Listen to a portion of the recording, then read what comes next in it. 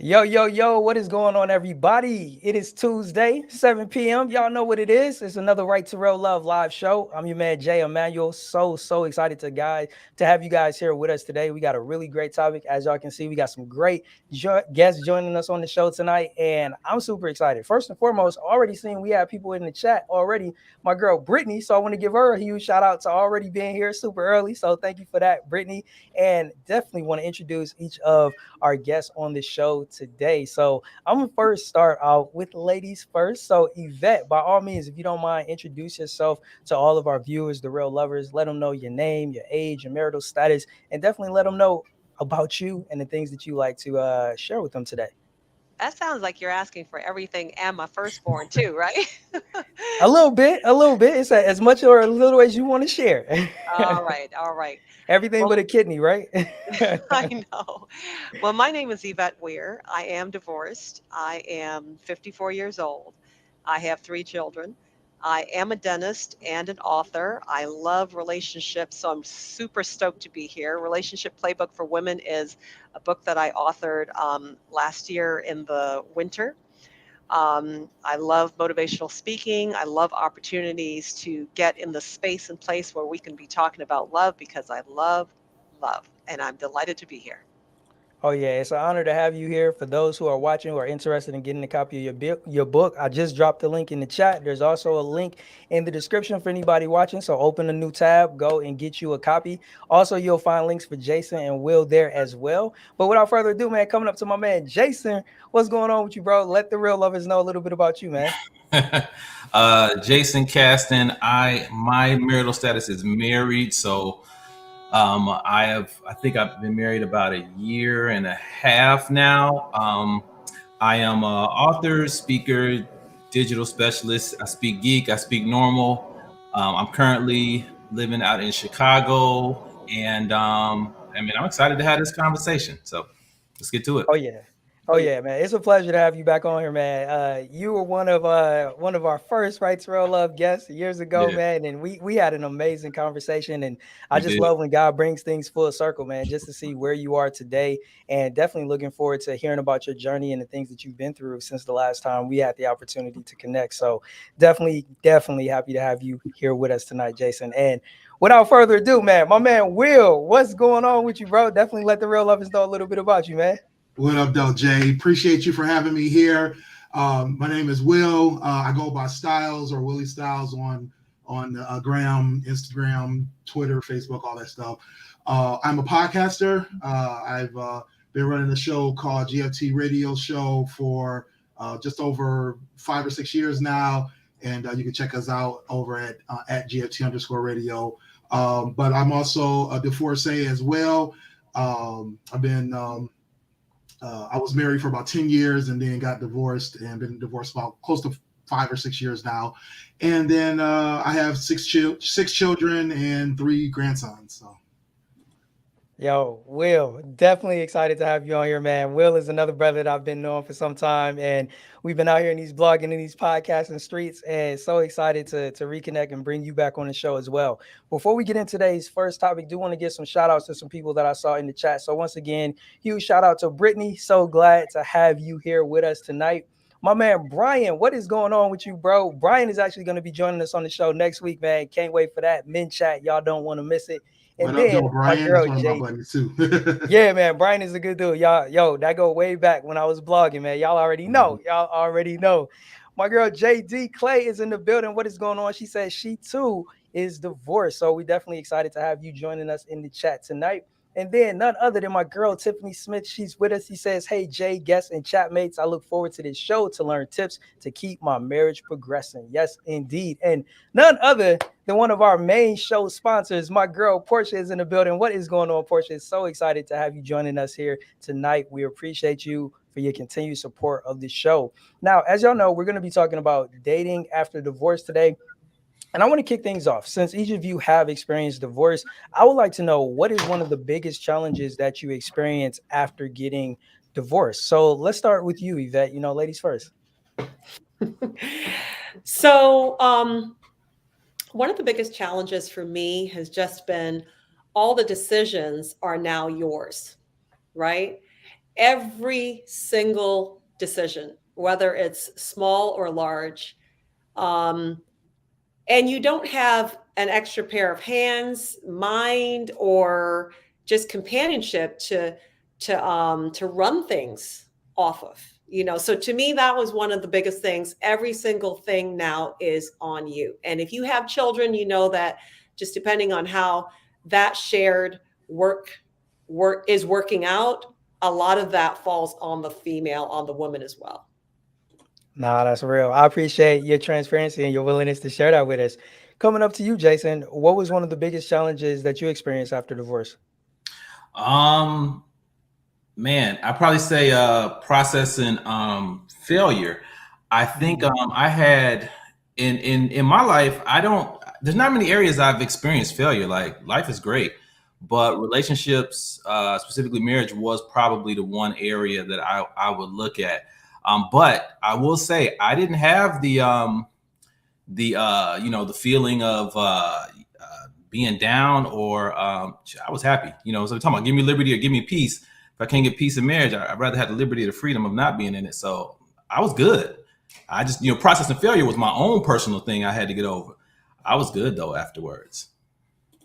Nah, that's real. That's real, man. And Yeah. It's interesting when you have that experience of having success in so many areas of your life, and then it's like that one area where it's like, hold on, like this isn't going according to code, like what's going, and I use that, with you being a tech guy, it's like what's going on here? Like this isn't adding up. It's not, the program isn't functioning in the way that it should. And it's always interesting when that area happens to be relationships. So once again, man, I appreciate your willingness to open up and share that. And Will, what's been your experience? What was one of the biggest challenges that you faced after divorce? One of the biggest challenges I faced, Yvette actually stole mine. So I can second the fact about the companionship and making those kind of decisions. But one of the things that I faced was finding myself, finding who I was. Like I said, I was married for about 10 years. And then through that, having children as well, you lose yourself in the raising of your kids, in the marriage itself. And because you're living for other people, especially as men, as providers, we generally, we go to work, we come home, we try to, do what we can to raise our kids. And then, we're trying to do what we can to support our wives and that kind of thing. And so you end up forgetting who you are, what you like. I mean, one of the biggest things my therapist asked me that I had like no answer to was what makes me happy outside of like my kids and what I do for other people. What actually makes me happy? What can people do for me? How can I be loved properly? That kind of thing. That was challenging. That was the biggest challenge. Yo, that's real right there. And yo, you was able to rebound with Yvette taking yours, man. Still feel like you dropped the gem on us, man. And I appreciate you for sharing that. And can I ask a question there? Always. Okay. Yes. So I like how you easily said, Styles, one of the questions my therapist asked, because you're out of the relationship. So it's not as if you're trying to work through that. And Black men don't oftentimes either admit or even attempt to see a therapist. Why did you share that? And why did you, why did you need that at the end? So, just to go off of your statement there, I mean, we generally don't seek, one, we don't seek assistance. Mm-hmm. Two, we don't seek therapy. And I always mention that to folks because, I want them to realize that it's normal. It's okay. Yes. It's the right thing to do, especially when it's right for your situation or it's right for you. And the one thing I always tell people is that you have to be conscious of the fact that when you end a relationship, it could be a marriage, could be a friendship, could be anything, any kind of relationship that you end, it's a death in your family. Yes. My marriage, even though it was 10 years, I was with that woman for 15 or 20 years, and we shared children, a home. That relationship the ending of that relationship is like a death in the family, and True. you have to mourn that, and you have to go Yes. through, you know, the different trials of grief. You have to go through the changes in your own personality in your life, like you were saying about making decisions and things of that nature. There's a lot happening all at once to you when that happens. And even if it draws out for a long period of time, like for me, it was like a 2 or 3 year process to decide to get divorced, go through the divorce process, figure out how to move on, go to a space of, you know, how we're going to live, how we're going to raise our children together. And that takes assistance. That takes getting advice. You know, if you're not 100% comfortable with going to therapy, seek some advice from experienced people who can give you good, honest advice about what they're going through, how they overcame, and that kind of thing. Gotcha. But I definitely recommend therapy. Yeah, I did that as well. I did do therapy. My ex-wife was a therapist, so she normalized therapy in my house. My mom and pretty much my family was not really for therapy, so it wasn't normalized. She normalized it. Now, the flip side of that is interesting. I was expecting some type of grief or something along those lines, but when I went to therapy, my therapist, a Black woman, helped me as far as self-awareness. But I didn't feel the things as far as like grief or death, or, you know, I was married for about 10, 12 years, I think.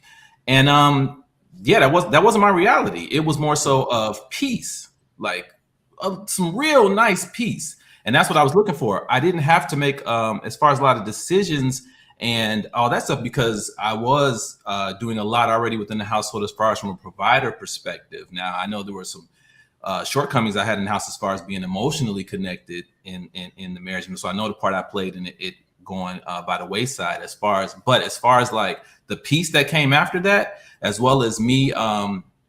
So I kept my daughters because I lived in the school district, so they were with me the majority of the time.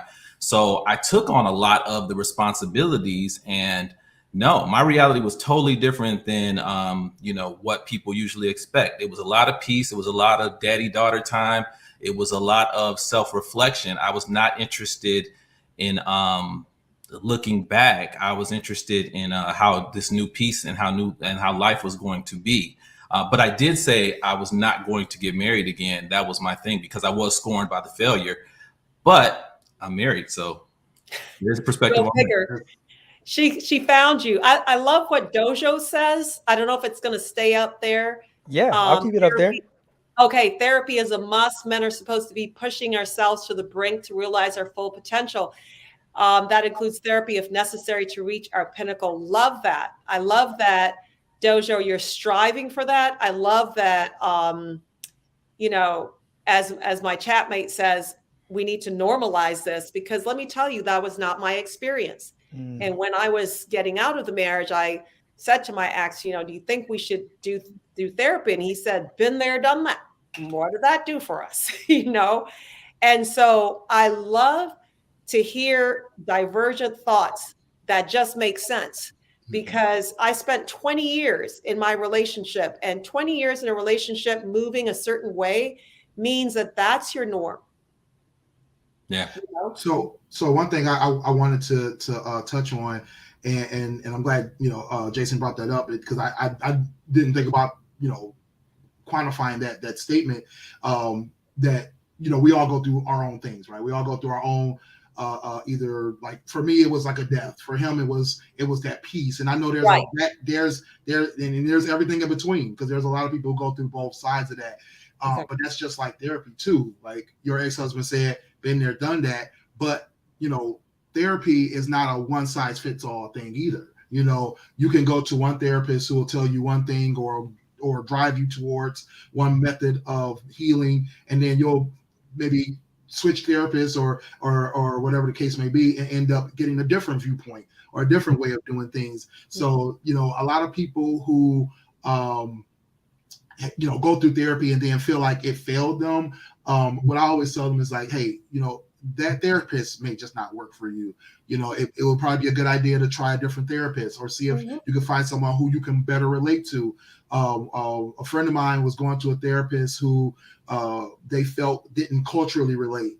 Another friend of mine had a therapist who was, even though they were the same sex, she just still felt like that therapist didn't understand her as a woman, and she, went and had to find a new therapist. So it's not always a one size fit. It's not cookie cutter. So you do need to find somebody who can work for you, as well as if you're going to therapy as a couple or going to therapy as a single person. It depends on the type of therapist you're talking to. So you got to keep that in mind as well.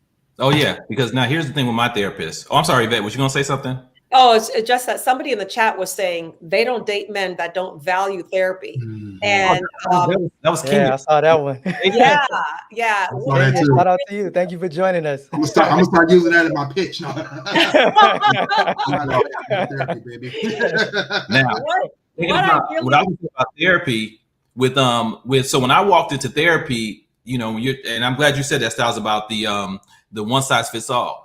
I came in and said, I want you to help me with self-awareness and help me understand why I make the decisions I make. Do not try and talk me back into marriage, because now I'm going to see a Black female Christian counselor. She's going to take the approach initially of, oh, you're here to help figure out how to make yourself work with your marriage. I told you off top, we can talk about everything. Not interested in talking about marriage. So help me understand me. So I got that self-awareness, because I know I needed to work on and understand things about me more. And then I'll go out and figure out what my decision is going to be as far as next relationship, and make sure I was better and more whole for that particular person. But I was not interested in her telling me or talking to me about marriage. Not at all. Great. Jason, another great point is being clear about what you want out of therapy. Exactly. If you're not clear, or if you don't know, that could also hinder your healing or your like you say, your progress through therapy. If you're new to it and you don't know, that's okay. It's not to say you have to know. Jason seems to be advanced in it. He understood exactly what he needed, what he wanted. But the thing is once you start to realize this is not working because I'm either getting pulled into a direction that I don't want to seek, or it's not progressing me, I'm not getting what I need out of it. It's time to figure out what you need out of it, so that you can tell your therapist or find the right therapist for you. Yeah. Oh, yeah. And this seems to be a crowd listening so far that they're really pro therapy. And I think that's wonderful, because I went maybe once, never really thought about going again. So I'm actually the minority but I just know that men sometimes have an aversion to it. And I think that's wonderful. And Jason, I like what you said about, I wanted to be whole. I wanted to be self-aware. You're doing the self-reflection. That's awesome, because why take brokenness into the next relationship, or a repetition of old habits that didn't work? Right? Absolutely. Yeah. I came in very, very intentional. Yes. All aspects of everything I was trying to do as I moved forward, because I was out of the mold of, all right, so, when you're coming up, all right, go to school, graduate, get a job, get married, house, picket fence, 2 kids. So my job thing, I tried that, got the job, got fired a couple of times. Actually, I've been fired like 20 times. That wasn't work. So, now I'm an entrepreneur. Okay, cool, great. Tried the marriage thing, tried it the way I was told, but I wasn't taught actually how to make a marriage work or communication. Now marriage doesn't work. Okay, now I got the stigma off me of, the marriage. Now I'm going to do marriage the way that works for me, and understand that I'm not doing it the way I was told and trying to fit in that box. Now I have to figure it out for myself. So now that I had to learn how to do things that make marriage work. So now once I got out of that stigma of what I thought I was supposed to be, now I can become who I want to be and who I am. That is so powerful. So powerful. So before we get to our next question, I want to take the time for a moment to give a shout out, because we got a lot of people joining us in the chat. So I want to give a huge shout out to my man Black Belt, the Dojo of Manhood. Definitely appreciate you for joining in. He said respect to the channel. Got my girl Tanisha in the building. We appreciate you for joining us tonight. She says good evening to the panel and the chat mates. Portia is also in the building. We appreciate you for joining us. She says very true. Love addressing the therapy point. Yeah, I'm really glad that we had the opportunity to talk about that, especially from the perspective of, men and women who've experienced divorce, and you know the impact that therapy has had on each of you and your relationship. So that's really a good gem. And then my man Brian, he said he came in and said therapy helped him tremendously while separated and then ultimately divorced. And then he said what Jason said was the biggest lesson for him, accepting or dealing with failure. So that's somebody else that can relate to what you were saying as well, Jason. Yeah. And then Tiffany says, yes, divorce is like the death of a mate. So yeah, more cosigns. JD Clay was saying, Jason, I totally get what you're saying about the peace. So once again, you know, somebody that can relate to that as well. And then Yeah. a couple more comments. Portia says, great point. The right therapist makes a difference in the experience. So I totally agree with that. And then Kenya is joining us. She says, I get tagged in a lot of posts of single men that like therapy. Everyone trying to help her to find a husband. Yo, that's real. That's real. And she just says, hey to all of us here in the panel. So really quick. Okay, hold on. We got some more chat comments that came in. Somebody that has joined us for the first time. What is going on, Christina? She says, very powerful. Jason, That's one appreciate of you my for joining us. classmates growing up. Hey, Christina. So we got an interesting question that came in from Black Belt, and he's known for dropping some really good ones. Really quickly, would love to go around to each of you to get your thoughts. Yvette, he says, do you recommend therapy before having children? You know, I am not even the one to ask because I'm the only one on that has not done therapy, really. No, that's fair. That's fair. But one thing, I do have a friend who's let me see if I get this right, a cognitive neuropsychologist, like smart, right? And I had her on when I did a Facebook Live, and I said to her, so, okay, I'm not dating, would love to be married one day. What do you think of because sometimes we get counseling when we're ready to get married, we're already engaged, and I'm glad somebody's with me regarding, yeah, all right, fine, thank you, JD Clay. So we get the counseling as a check off the box, right? Just before the final touch for the wedding. Mm-hmm. I don't know if you guys think that if we're dating, I would scare you off if I said, hey, let's go to counseling. You wonder about that because it's like, girl, wait a minute. We're not at that level yet. Maybe because of typically where we think. But I said to my friend, what about if I went to counseling just to fine tune how I am? Don't have anybody in the picture, but I'm just going by myself.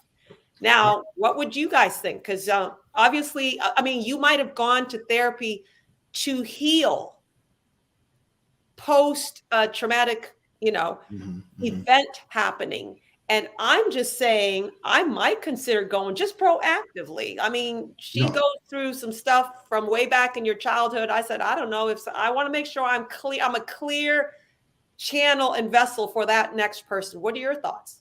Yeah, so I definitely, I definitely believe that you should do that. I mean, that's a good thing to do because you're always changing, right? You know, you're not the same person you were 10 years ago. You're not the same person. You definitely ain't the same person you were 20 years or 25 years ago. So if your intent is to eventually, find the right person for you, be in a relationship that leads to marriage, and your basic, kind of what Jason was saying earlier, your self-awareness, your ability to make new decisions or to go in a different direction if your status quo for relationships continues to be bad relationships.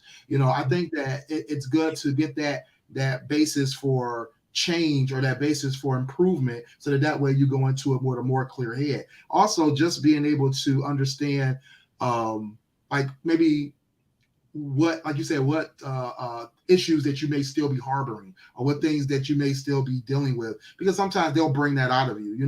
It's a little easier once you do have somebody in the picture who may point those out or may pick at something and say, hey, you seem to do this, or you start noticing issues between you and a person, or you start noticing things about yourself when you're dealing with a certain person.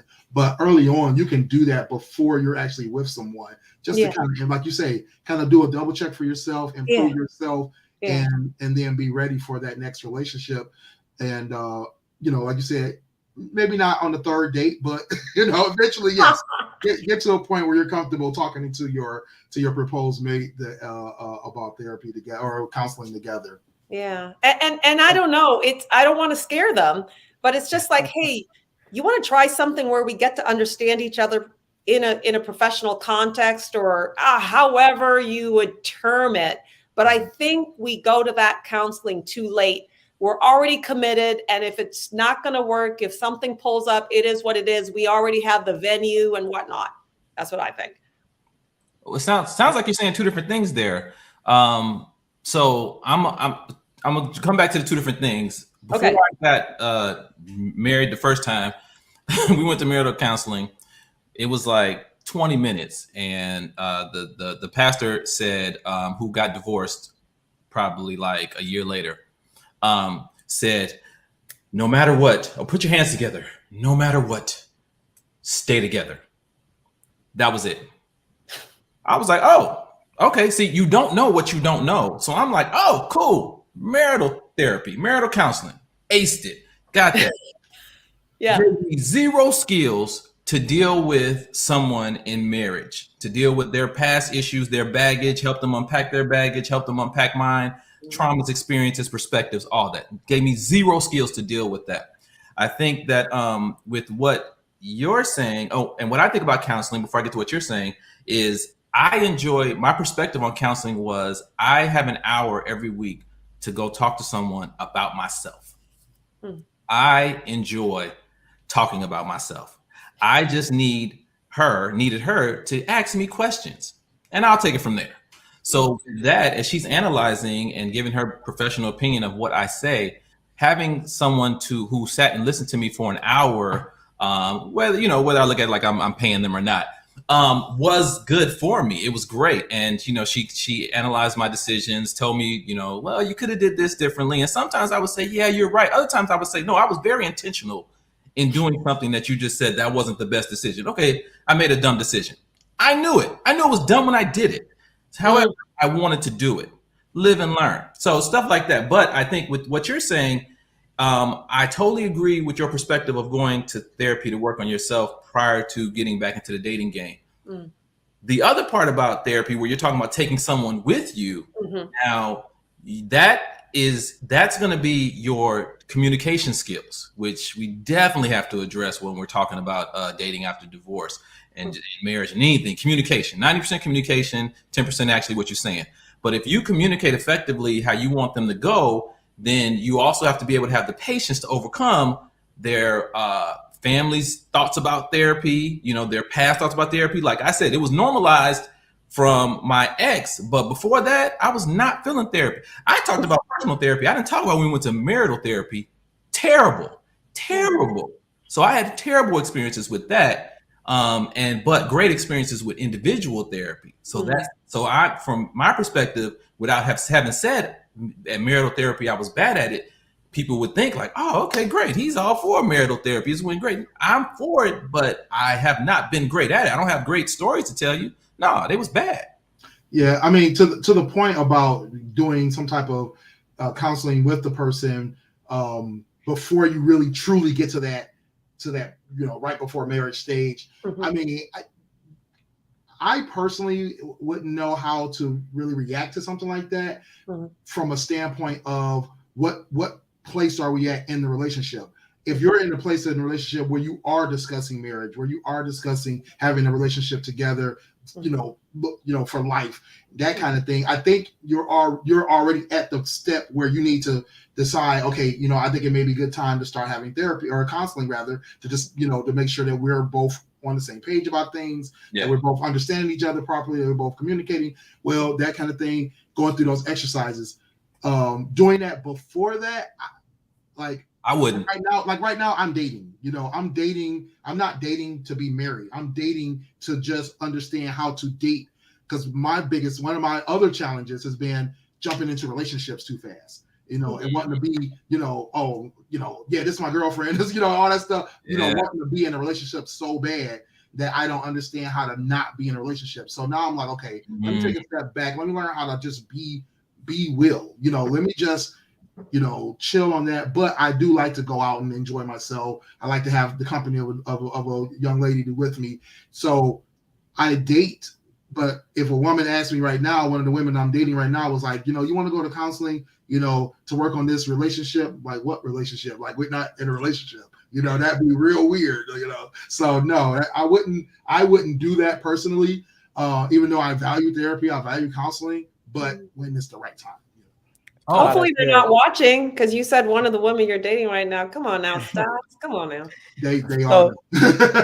So great questions, man. And I'm really glad that we were able to dive into talking about therapy. And what I will do is I'll save some time. I'll carve some time out at the end for us to circle back, because I think Dojo did ask a really great question. I would love for us to explore it a little bit more.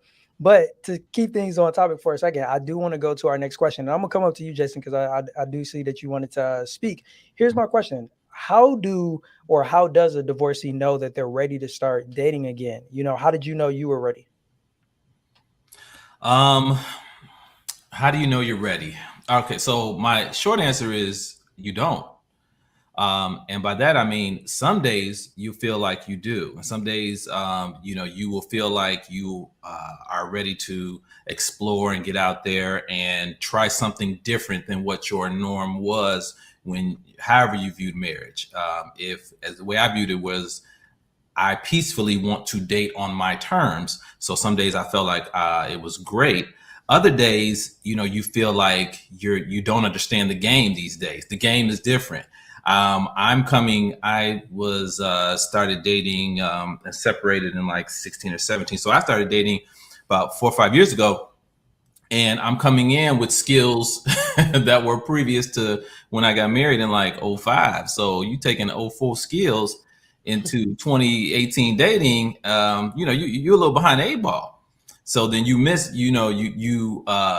your approach is a little different, and you realize sometimes you feel like you're doing great and you're able to talk to multiple people and stuff like that, because it's different for men and women. I do notice that it's vastly different. Other days you feel like, you don't understand anything. Why is this person not calling me back? Why is this person not reciprocating? Why is this person not matching my energy? What am I doing wrong? Is it my fault that, they're not seeing me the way I see them? Those type of things. So as far as being ready to know when you're ready to start dating, I look at it as you don't know what you don't know. So therefore, just you get out there and basically I jumped in the water as opposed to are you ready to swim? No, I'm just gonna jump in. Nah, that's real. You cannonballed it in that joint. It was like, yo, just do it, man. I love that. Yvette, what about you? How do you think a person knows when they're ready to start dating again after divorce? I think you're ready to start dating again when you're healed. First of all, it was mentioned that divorce is very similar to death. It's just the person is always going to be there, but you still have those stages to go through. And so I think a lot of times when we're so used to being in a relationship that we're uncomfortable with being by ourselves, and I talk about that in my book, put some distance between one relationship and the other so you can spend the time to self-reflect, autopsy that relationship even, and just have some clarity over who you are and when you want to move on. So I feel like sometimes we bounce back into another one because we're just literally almost afraid to be by ourselves. So I would say, first of all, when we're healed and when we really feel that we have gone through all those stages, and also when we don't have all that, there's a lot of bitterness. The difference between a death, which could have been a good marriage and the person just died, is that we don't have all these negative feelings attached to the loss. In a divorce, almost 90% or more, there are going to be negative feelings attached to the loss, which can really eat away at us and keep us in a really hurt and broken place. So how are we going to be ready for a relationship in a hurt and broken place just because we miss a hug? We miss more than a hug. We miss somebody in our house and in our presence. We're nowhere. That companionship. Ready. The companionship. There you go. Right there. Nowhere ready. Nowhere. Yeah. Nah, that's good. I appreciate you for sharing that, Yvette. Styles, coming over to you, man.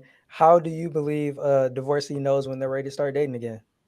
I mean, I'm probably going to just repeating some of the things they said because they made great points. But yeah, the biggest thing is I think feeling like you. Or actually, Styles, more specifically, how'd you know you were ready? Since we know that you are currently dating. So yeah, I knew I was ready when I had the emotional, I would say the emotional availability to feel more, more of myself, but also that I wasn't putting my fears and and the thoughts that I had about my previous relationship or relationships into the next relationship. You know what I mean? Because from where I was coming from, I had some doubts and some, I didn't feel like I think Jason mentioned earlier, like where I was like, oh, I'm never going to get married again. I didn't feel like that, but I did feel like there was some things from that relationship I knew I didn't want to experience again. And there were some previous relationships before my marriage that I started to dwell on. You know what I mean? So I think a lot of people, they go into the next relationship and they'll say, oh, well, I have trust issues, or I have this issue or that issue. But not only do they have that issue, but they're putting that on that next person. They're treating them like they're already distrustful, or they may be feeling like that some of the traits of a person that they were with is going to be the traits of the next person. So I felt like once I was able to see the next person I was dating as themselves, as a whole, their own person, then I felt like I could, that I was ready to do that. I wouldn't say that I was fully aware of where I needed to be at that point, so it was kind of hit or miss, you know what I mean? So, the first person that I dated, I probably wasn't 100% ready, you know what I mean? So that was the thing, so sometimes you might jump out there a little early, because you might still stumble, make the same mistakes, or I think like Yvette mentioned earlier, you go back to the same patterns, in terms of who you're choosing to date, that kind of thing. So, you're gonna have your snafus, but you got to learn from them. That's the thing. That's the biggest thing. Learn from your mistakes, learn from the failures, learn from your own actions, what you're doing wrong in these relationships, instead of always dwelling on what they're doing wrong. Don't take some accountability. That's what I'm basically trying to say.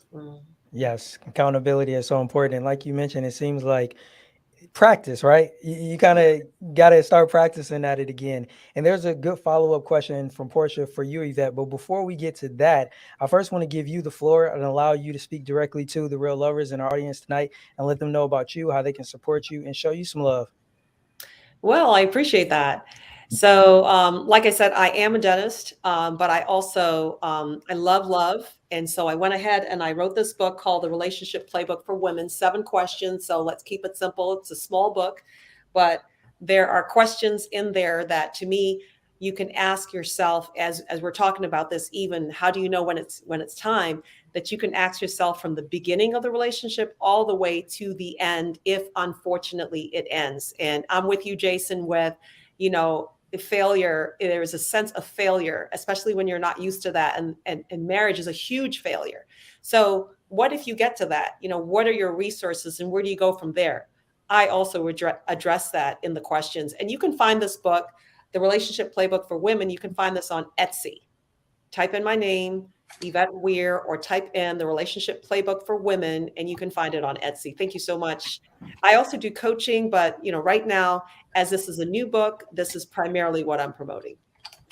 And I definitely appreciate you for sharing it with us. There is a link that I just dropped in the chat for you guys to check it out as well. But that isn't the Etsy link. So with that in mind, I didn't know that you wanted specifically the Etsy link. So I'll go find that and I'll make sure that that's the link that I update and share with everybody instead of the Amazon link. So I'll make sure of that. I'll make sure. Exactly. I am not on Amazon anymore. They're like big pharma. It's a long story, but Etsy is where you need to go. No problem. So I'll make sure that I update that link for you, Yvette, so that everybody can get the correct link and buy it directly from Etsy. So thank you so much for sharing that. And like I said, there was a follow-up question specifically for you from Portia. And she actually wanted to know, Yvette, how do you know you're fully healed internally from the death of a relationship? What are a few signs? Okay. Mhm. Very good question. The first thing I would say is in the very beginning, we rehash and we relive the experience that we went through. And a psychologist mentioned it like this. And I said, that's it. I love the way she said it. We can retell an experience and we can relive an experience. If you relive it with all the emotions, and like I said, divorces are negative. It's a negative outcome. So there's always going to be a lot of negativity. And it just depends how toxic, dangerous, abusive, whatever, dishonest the relationship will depend on maybe where your level of emotions are. But I would say I felt that I had healed internally and intentionally, and that I was ready for a relationship when I could talk about him and the relationship without undue ire and undue, in my voice. It is what it is, to the point where, when I had heard that he had a relationship, it felt awkward at first because I was with this man for so long, 20 years, but I said, more power to him. If he can find love and find it before me, I'm competitive. More power to him. Then you're healed. I am not trying to stop anybody's blessings or anybody's love. Then I think you're healed. But as long as you're still holding them up and beating yourself up for the relationship or your part in it or his part, I feel like that's when you're not there yet. Thanks for the question. Yeah, that was a really great question. And I did find the updated link. It's in the chat for the Etsy. So definitely make sure you guys go click that link to go get a copy of Yvette's book. But Jason or Will, either of you want to address the question that Portia asked from a male perspective? I can say for myself, and actually I think Portia mentioned something later in her comments about the difference between feeling unbothered and moving on. And I think that's the challenge there in terms of getting healed is trying to figure out, are you unbothered or are you or have you just moved on? And is there a difference or is that the same for you? For me, it was kind of the same because it was I'm sorry, not the same. I'm sorry. It was kind of different because the moving on part for me was the hard part, right? It was like deciding that I wanted to be, totally out of this relationship into something different or just about myself, as well as how to move on. That was the hard part. That was the challenge. Being unbothered, my personality gets me to that point really quick. I would say 6 or 8 months after the relationship started to dissolve, I was already starting to become unbothered. Like, I was just like, you know what? It is what it is, but the moving on part, at least in my mind and by the way I'm defining it, is being able to take a step back and say, okay, am I really over this pain? Am I really over this, a huge amount of emotion that can come from that can be triggered, right? Because I can be unbothered today, but triggered tomorrow. You know what I mean? So I think that knowing that I'm moving on and that doesn't feel bad anymore, or that doesn't make me, feel bad about myself or about what I did, that kind of thing, like, was this relationship a mistake or was this, those kind of questions. I think that's when, you definitely know you're healed once you can definitely move on and that you are a different person. You're not the same person you were when you were in that relationship. Not to say that you were a bad person or that you were broken completely, but that you have grown from that stage. Nah, that's good. And I want to come over to you, Jason, because there's a comment that came in from my girl Brittany. Thank you for sharing it. She says she's been divorced 10 years and she thought that she was healed, but she just recently found out that he remarried this year and it hurts, but she's not sure why. Is this a sign that she's not healed or is that normal? What's your take on that, Jason? I think that I think it's normal to have feelings about someone that you moving on that you actually had feelings about before. I think I think she should definitely give herself the space and the grace to process those feelings. As long as she does that, she's fine. But it's one thing, you know, as far as processing those feelings and feeling, you know, something, as you should. We're emotional beings. You should feel something. Yeah. Now, if you decide to add some action to those feelings and put on your home wrecking dress, well, then that's a whole different ballgame. So Yeah. I don't think that's what you're asking about, Brittany. But yeah, it is normal. Emotional responses to events that people we cared about is normal. The main people who can get us to have any type of emotional response are the ones that we have either cared for currently or have cared for before in the past. So that is very normal. Nah, I that's think good. I love your response, Jason. It's very wise and balanced. You know, if you had feelings, cared for a person, loved them before, the death and separation happened of the relationship, and then you know, that person moves on, you know, you kind of feel some kind of way. I don't think it's that you're not healed. It's just, you know, my daughter would say, and in that is a whole paragraph, you know. So That's however, real. you know, when my ex started dating somebody, I said, okay. And it's not that I don't wish him well in that arena. It's just, Hey, Yeah, that's real. And I agree with both of them. I mean, that's the biggest thing about being, like Jason said, emotional beings. Being having had an emotional connection to someone. Again, like Jason said, you're not. It's not that you're not healed. It's not that you haven't moved on completely. It's just your reaction to that past relationship. You're seeing another phase of it. You know? exactly. You know, it's just like anything else that moves you emotionally.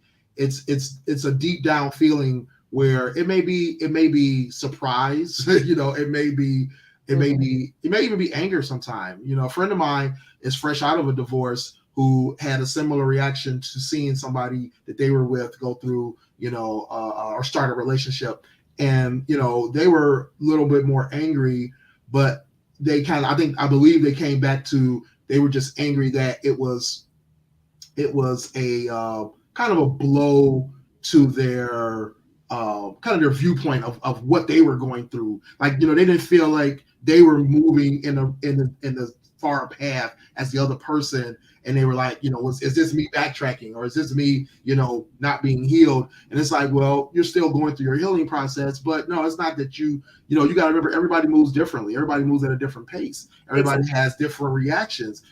Jason was at peace with his divorce. I was mourning mine. You know, I had a situation where, you know, the person I was with, I felt like was the love of my life, and I felt like we were, you know, unbreakable. And when that relationship ended, I had to take that feeling and that emotional bond, and I had to basically bury that. You know, mainly because, you know, I didn't see what I would call that person destroying that. I just saw that they broke it. You know what I mean? It was one of those things where, you know, the relationship was a great relationship. You know, a lot of people are going through turmoil in their relationship. So when they come out of that, that's where they find that peace, because they're like, you know, I was high strung, I was abused, or I was whatever the case may be. So they find peace. But there's people who are coming out of relationships, like in my situation, where it was that break. And, you know, I know a lot of you out there probably can relate to this. It's when somebody says, they do something, they, either infidelity or, maybe whatever the case may be, however they broke your trust or they broke that relationship, they break that relationship and you're left holding a bag of emotions. You know what I mean? Mm-hmm. So, feeling something 5, 10, 20 years later, it's not unusual. It's just like Jason said again. Jason's a really smart man. It's what you do with it. It's what you do with it. Do you reflect on yourself? Do you reflect on what you could be doing differently if you feel like you're not moving in that direction? Do you reflect on, how that's making you feel and, the why?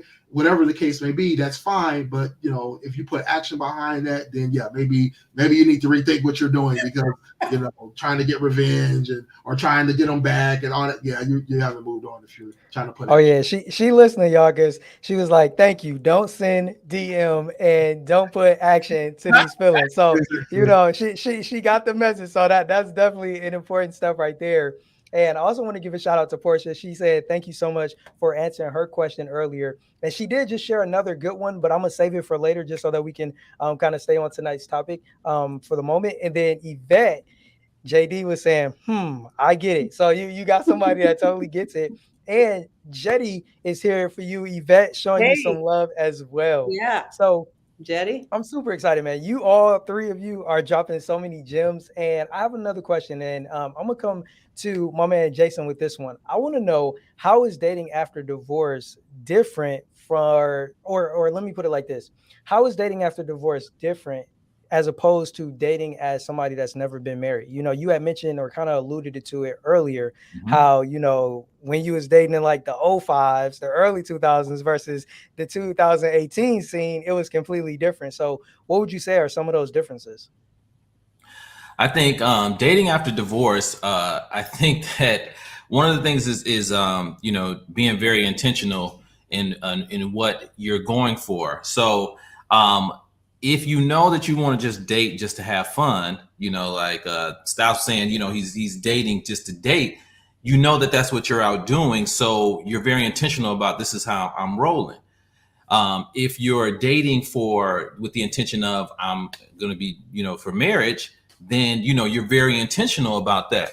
Another thing is, after you've went through marriage, come through a divorce, your patience is shorter for nonsense in the dating game. And it's a lot of nonsense in the dating game. So when you see, now, I will say this, a lot of women I've come across, they see red flags and they like, all right, I'm done with him. He chewing too loud. He out of here, But and guys do it as well, because guys do it seems to be a lot more women out here for guys than it is guys for women. So, we do have more options out here.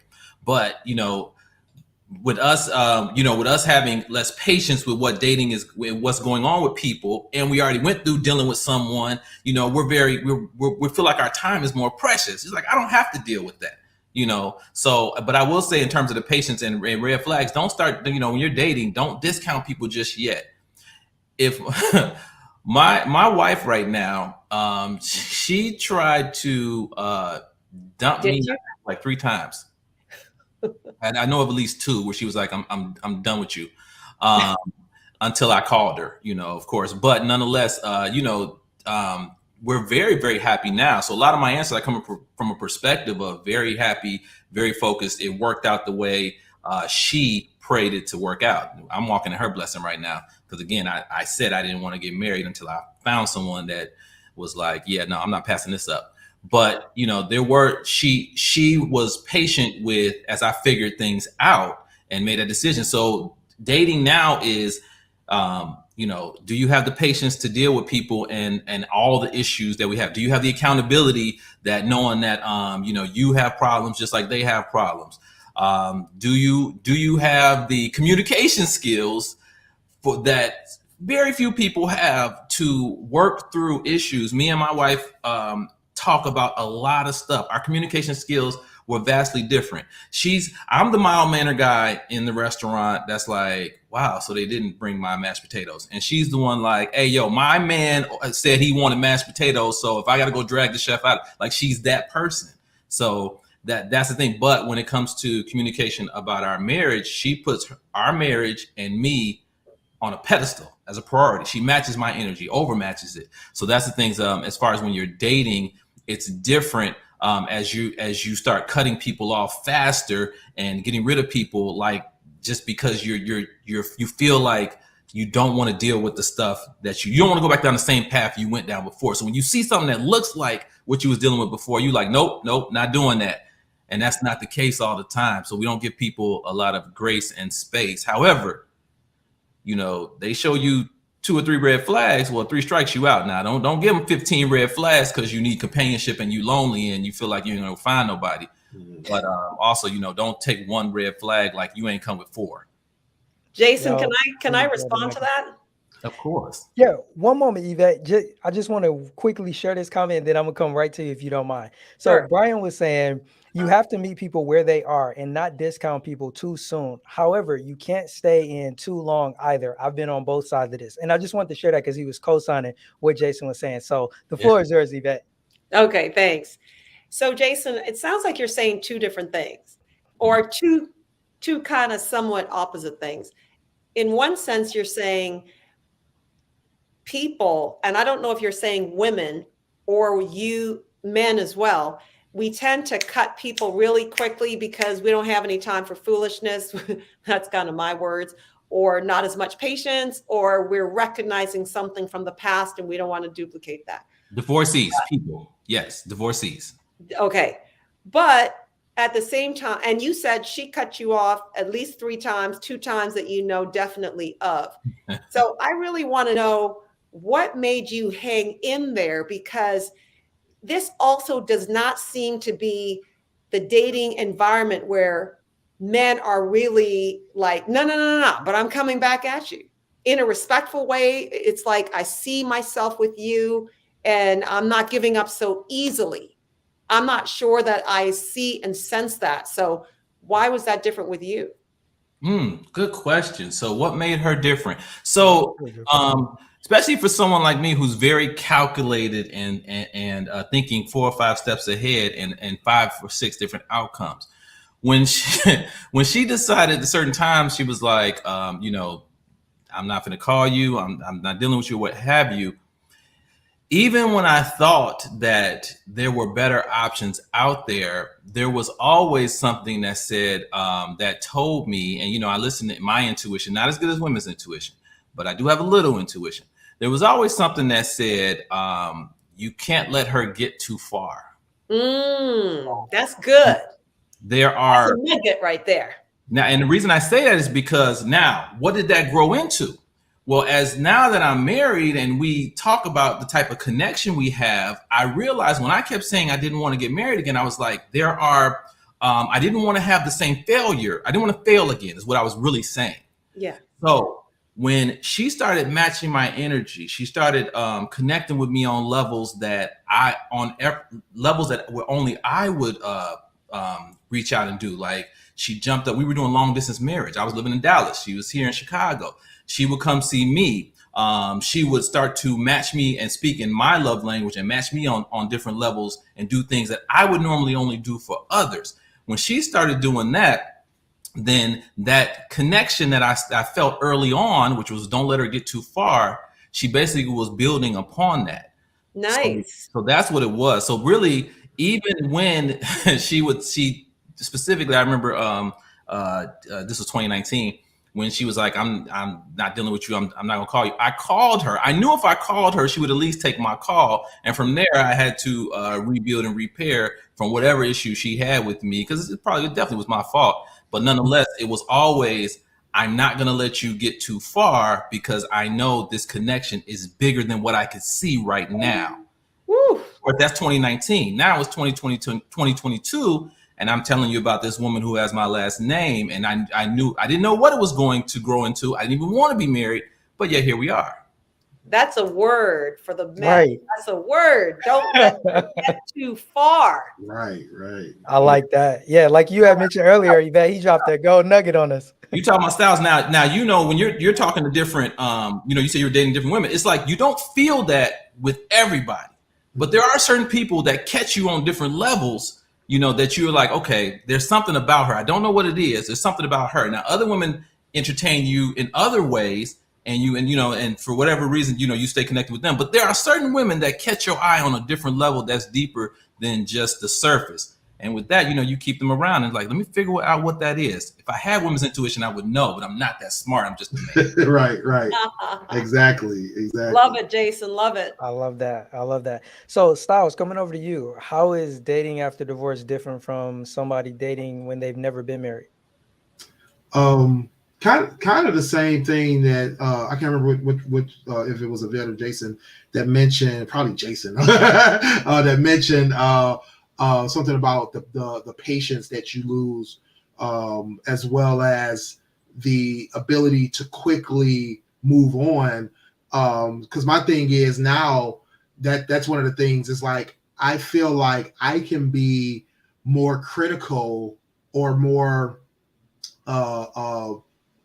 quick to move to the next thing because of the fact that I've given up one of the biggest life decisions I had ever made. And that's actually another one of my, I would say one of my minor fears is that I will be, more susceptible to divorce in the future if I get remarried. You know what I mean? And because you see it a lot, people who get married a second, third, fourth time, they're more and more, you see those years that they're married shorten, because they get more comfortable with moving on. You know what I mean? So being able to see something and say, you know what, just like Jason was mentioning, saying, oh, I don't want this particular situation to get away from me because I see the value. I see how it improves my life, how it improves me. That's what becomes important. Dating after divorce, really to me, it just means being conscious of what you've been through, but not letting what you've been through, deter you from what you're doing or deter your steps when you're trying to find the right person and making you, like you said, being able to say, I'm not going to give up on the first red flag, or I'm not going to allow that last person to poison this next person. So that's my biggest thing, is just being sure that I'm conscious of these things. Yeah, that's really good. So really quickly, let me give some shout outs really quick. So Portia was saying, great points, Jason. Cynthia was saying, I love that, Jason. And we appreciate you for joining us, Cynthia. Thank you so much. And JD also giving props to Jason as well. Tiffany says, yes, that speaks volumes of how men hear that inner voice and follow through. And then Portia was also saying, unfortunately, all men don't follow that inner hunch. And, that's real. And Yvette, I'll admit, I lost track. Did you answer this question yet? If not, I want to definitely get your thoughts on this one. All right. Well, I think when we're single, especially if we take it from in our 20s, we're just, we're just dating. We're not necessarily dating with a purpose. Yeah. And we could get married, divorced, and revert back to, hey, I'm just no purpose necessarily, just having fun. I don't do that personally. If I'm going to date, I'm dating with a purpose. And online, I put that so I can scare all the men who are just wanting casual dates. I say I'm dating with a purpose to marriage. Yep. The big M. Mm-hmm. Saying it direct. I like that. Yeah, Unfortunately, they're still going to come. I try to put it out there. I put, as much out there, tell them I'm spiritual. I'm not spiritual, but I'm religious. I go to church every weekend, that kind of thing. I put all of that out there.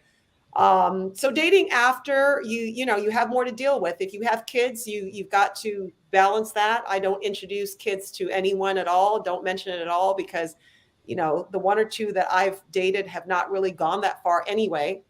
And besides that, I enjoy, I am an LLC.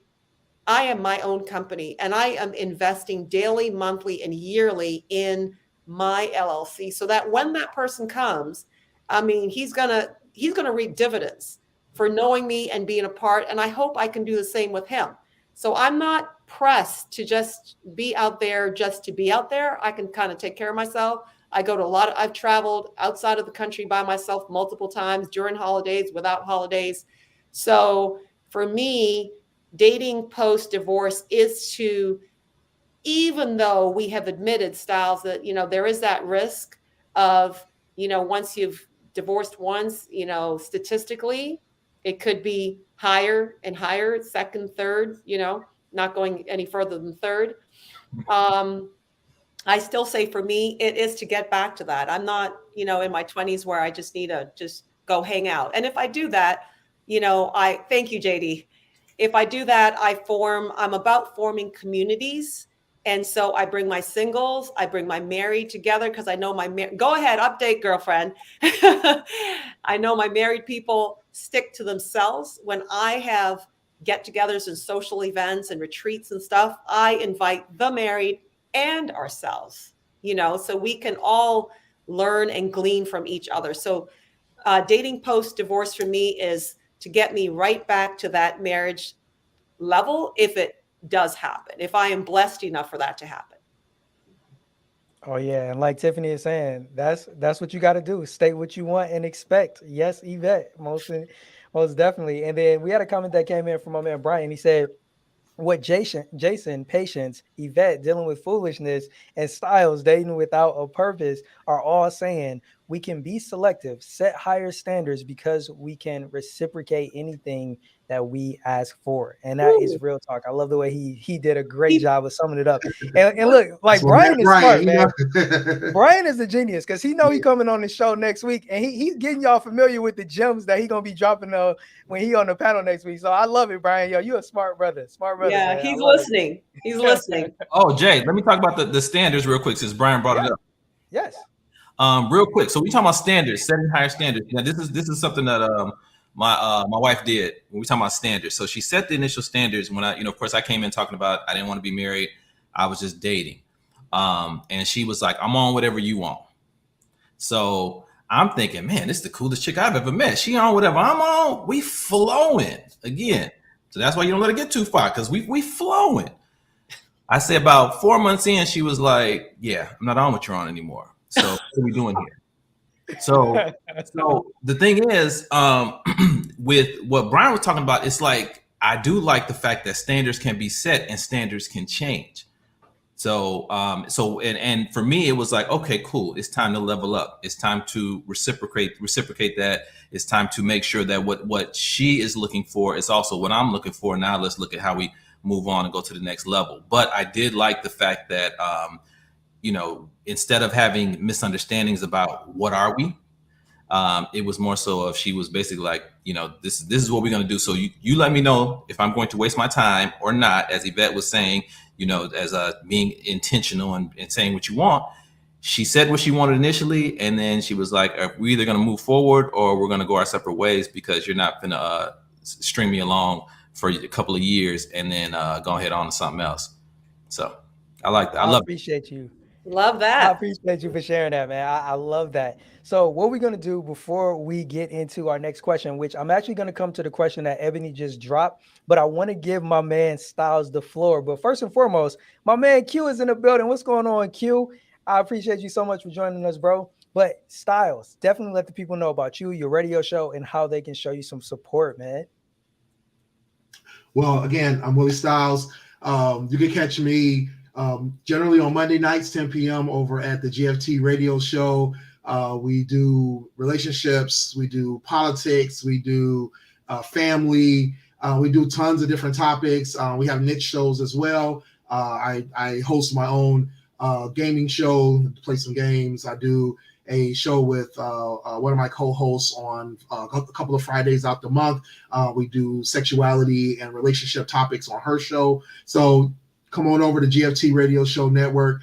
We do tons of different topics over there, and we have a lot of fun doing it. So make sure you all check us out, gftradioshow.com for all of our live shows.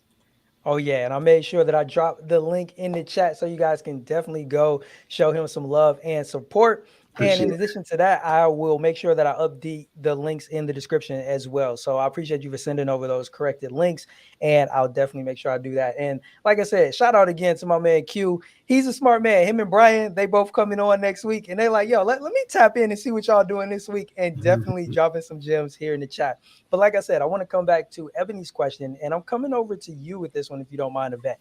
Ebony says, I see some people who want to quickly get married after divorce. Is it because they've been so used to being with someone that it's scary for them to be alone again? What's your take on that? Most definitely. Most definitely. And I don't know. I could be biased in this, or this is just my experience. Women can stay alone longer, and there are more of us out here, and there are less, it seems, good men out there. So we're used to just hanging and just, you know, we're just hanging. Men are the hunters. So you can go to a woman whenever you're ready. And whether it is, you know, the companionship, the sex, the love skill, the life skills of cooking for themselves, or whatever it is, or a combination of everything, they might quickly jump back into something. And I knew two guys, but they were widows, so this could be a little bit different. But shortly after, they said, one said, I'm not used to being alone. He was married for 22 years, and he got married when in his early 20s. I'm not used to being alone. I need somebody. And another person who also had kind of like a long-term relationship, and she died, saying, I'm so lonely. And I'm like, sit in it for a while. Sit in it. I don't mean to be mean, but sit in it. You are no way ready to be approaching me. Red flag. Bye. You know, don't come at me in that romance way, because you're just a body looking for a body. So I definitely feel that those are the rebound second marriages that happen shortly after the first. And then we face them, Tiffany, later as a third time around the bend, because that second one happened within like maybe 2 years of the first one ending. Not putting enough distance between their relationship, which is a key thing. And I have that in my book as well, the relationship playbook for women on Etsy. Thank you for sharing that, Yvette. So coming up to you, Jason, you know, having remarried, what's your take, or what would you share with regards to Ebony's question? Oh, I definitely agree. Companionship is a hell of a drug. So I think that it's easy to get into a marriage. It's definitely work to sustain it. And but if you've already been divorced, you know, it's easy to get out. So you know, Styles was talking about that earlier. You know, just the fact of, if you've been through a divorce, the stigma and the sting of divorce is not there. So if you quickly get married again, you're really looking at the second marriage as just, you know, it's just like I'm jumping into a relationship. You look at it like a relationship, because to get out of it is just paperwork. Yes, indeed. So you know, and that's what it is. So now, if you've taken the time, and as Yvette was saying, and worked on yourself, and you develop an emotional connection, and you're looking to build with someone long term, then of course that's a different scenario. But people who get quickly married after divorce, everybody can see it a mile away. Now, if you tell them, I doubt that they'll listen. I mean, it's really hard to tell adults anything. But as they jump into whatever their decisions are, but we know how it's going to turn out. So, but yeah, companionship is a hell of a drug, whether it be jumping to another marriage, whether it be making questionable decisions about the people you deal with. You know, loneliness definitely makes people do interesting things. That's real. So Will, you want to chime in on this one, or do you want me to share the next question with you? That goes to the next question. Yeah, they did a great job of describing basically it's the bare basics. It's companionship. It's companionship. Right. I literally just ended a long distance relationship because the companionship wasn't there. So I was like, it's time for me to figure something else out. Nah, that's real. That's real.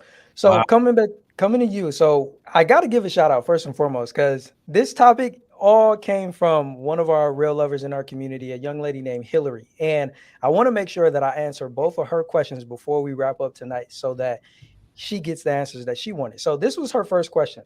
why do some guys run if a woman says that she's divorced on a dating app? So, Styles, you're back on that dating scene, and I'm curious to get your take. Why do you think some men are running if a woman is acknowledging the fact that she's divorced on an app? I mean, that's a good question. I haven't encountered that. I maybe we could defer to Yvette, because I haven't really seen, because most of my friends that are either dating or have dated recently, they divorcees has not been a thing that they've run from. You know what I mean? I won't say that it's been a topic of discussion in terms of it's a choice or not, but I haven't really seen anybody go, if she's divorced, that's a rare. I've never seen that. So Yeah. I appreciate your honesty. I could see how it could be seen as damaged goods. I could see that perspective. I haven't come across it, but I could see how that would be. But dating apps, it depends. Dating apps and their purpose seem to be quick connections, quick results. So if you're using it for a hit it and quit it type thing, divorcees can be seen as maybe more of a challenge than someone that's has not been married or something along those lines, or maybe because they are generally looking for dating for a purpose. It's very rare when you find, now that I think about it, like just based on what you're saying, Jason, now that I think about it, most people who've been divorced aren't looking to casually date for the most part. They're usually looking to improve upon what they just did. Get into a relationship that's better, right? So they're usually looking for a long-term relationship, something that's going to mean marriage or more, so. Great distinction. Now here's a couple of things though. You brought up a couple of things. One, I do want to talk about the long distance relationship. I think if we're talking about dating after marriage, the long distance aspect is very interesting, because you ended a long distance relationship, Styles, but I've talked to women who were divorced, and I said, well, have you looked outside of your city? Because that does limit the dating pool. And so a lot of women do lose hope in the guys that are in their city. But for me, living in Dallas, and my wife was in Chicago, I'm not going to say I went on a dating app and found her. It was just somebody who we grew up around the same people and went to the same high school. So I had proximity in finding her, but I was not dating in my city. I was not comfortable. I only dated people that I knew as far as proximity. That was my comfort zone. So either I had to know you from the past, somebody could vouch for you, which is proximity, friend of a friend, or you knew someone in my family or something along those lines. That was okay, Jason, I just want to say we are apparently the same person, because we keep having the same ideas. My long distance relationship was just like that. I'm in Michigan, she was in Florida, but I knew her from high school, or actually from elementary school. Hey, I'm just throwing it up there. I'm waiting on you to dunk it. I'm just throwing exactly. I love that. Yeah. And the proximity thing is huge. That was my biggest thing, was proximity. And even with that, it was still technically proximity, because I knew her folks, she knew mine, that kind of thing. So yeah. So here's my other thought about that, and I want Yvette to chime in on this one, as well as you, Styles. When I was separated, I was talking to one of my friends, one of my female friends, and she said, you're going to be no good to any woman till you go through your whole phase. So we're talking about the dating apps about divorced people. She was like, you're going to have to go through this phase. You're going to go through this phase where you just want to have freedom and do whatever. And then once you get that out your system, then you'll be good. You'll be looking for intentionally dating and stuff like that. Now, I don't think everybody's experience is that, but I have come across women who want to just get out and enjoy and do some things because they might have got married young or early. Now they're free and able to get out and kick it or what have you. Likewise, guys, get out and sold my royal oats. I'm Prince Akeem in New York City. Let me run around and do some things real quick before I find Lisa. All that good stuff. So I'm wondering, for Yvette, do you think that people need to, as far as we talk about healing, but do you think they need to take time to get to know different people? I'm saying sleep around, but know different people, know different experiences as far as finding themselves as well as the healing? I think they need to, well, it depends, right? Mm-hmm. Because like I say, I'm a purist in this sense. If I see someone and someone sees me, I want them to kind of be like you, Jason. I want them to not want me to go too far from them because they see in me the pearl of great price, you know? Yeah. And I love me some Yvette, you know, so all my athletic activities, all my creative ventures, all my traveling and whatnot, you know, I enjoy that with me. You got to come really correct and good to, you know, match my energy and match my interests. So I don't necessarily, I personally had no oats to sow, and I don't want to connect with people who have oats to plant. I want a godly man who sees what he wants to see in me, and then we are working towards that, almost as if, you know, you take your time to do your due diligence by just observing me, do your data gathering, and then we're moving on a different plane, right? Just kind of backtracking a little bit. You talk about divorce, if that's a red flag, that I have not seen that at all. Nobody cares. As a matter of fact, I have learned to say, how many times have you been divorced? Because I was naive and innocent. I love how and direct you it's keep it, only Yvette. one time. It's not. It's not. It's 2, it's 3, and it's like, I don't even want to deal with all that. Yeah. I don't want to deal with that. You know, a red flag for me is a man 50, 55, or even 45 who's never been married. Why? You couldn't ever commit. You couldn't ever go all the way. I'm not interested in that man. That's huge. Yeah, that's Yo, huge. she landing just my dropped plane. one on y'all. Yo, she dropped something out there on the listeners, man. Y'all appreciate that, Yvette. So, Styles, did you want to chime in on this, or you want me to push to the next question? Oh, you already answered. So yeah, go ahead. Okay, perfect. So, like I said, want to show Hillary some love. So she had one other question, you guys, and she wanted to know, why do some friends tend to push you to date whether you like them or not, just because of your age? So it looked like her first question had to do with being ostracized with the label of being divorced. And now this one has more so to do with certain people being pushed on you based on your age. What's your take on this one, Styles? So, yeah. So, I mean, I think, you know, be it age, be it your position in life, there are certain things that your friends or your family will see about you, and they'll make their own preconceived judgments, right?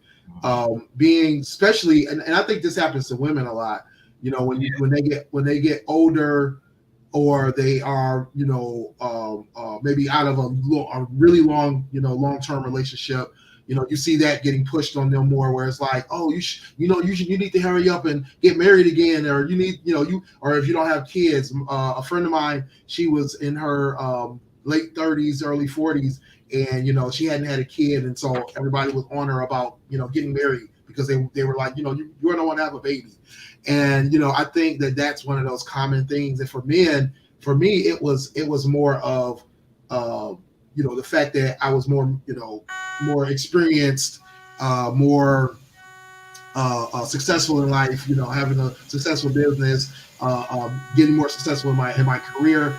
And it's like, oh, you know, you're a good man. You should be, you know, you should be with a woman that can appreciate that. And you should be, you know, so I think that, you know, people that are close to you, this is that reverse proximity where they're so close to you, they think they see you and they think they know what's best for you. And I think that happens all too often. So they push, you know, they either pushing you to date more for, you know, for whatever purpose they think you should be dating, or they're putting people on you like, hey, you should, you know, talk to this person because they'll be great for you because I see this in that person, and, you know, that kind of thing. So I think that happens all too often. Oh, I appreciate you for sharing that. Yeah, Jason, you want to chime in? Yeah, I think who asked this question? It was Hillary, one of our real lovers, one of the ladies in our community. Oh, yeah. So I think, Styles, definitely. I really think this is a woman only thing. Not women only. I won't say that. I won't throw a blanket over it all, but it's mainly women where you hear stuff like this. I know my wife wasn't in a relationship and was celibate for like 5-6 years before I came along. So, you know, her family definitely, you know, had questions about what it was going to be. You know, I think I met her at 40 or something like that. So she's pushing that age range. You know, as women get older, you know, there's stigmas that society has. We live in a patriarchy. It is what it is.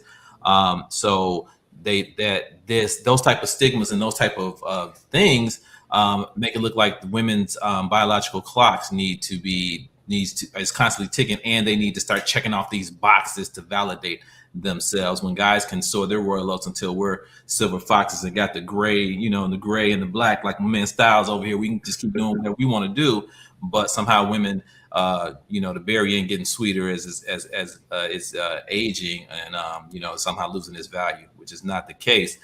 But I think that's part of a patriarchy. Amazing. And Yvette, from a woman's perspective, what would you say to Hillary's question?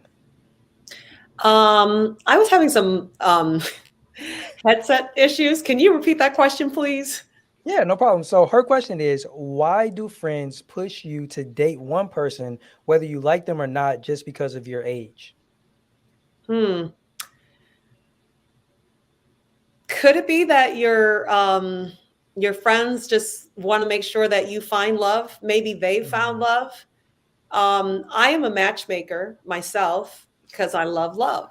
So if I have you over here, you be the one of the ones doing this. There it is. There we go. There we go. Busted.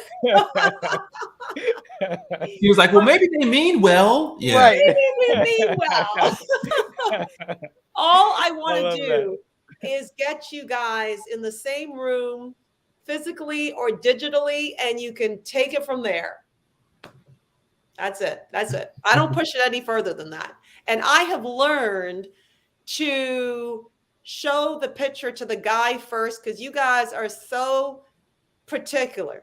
Like if you're not attracted, you're not even going to work with the woman, you know? And so I don't want my girlfriends to feel some kind of way when they know the picture has been shown to the guy, and then I have to come back and say, well, you know, I guess he's just moving on.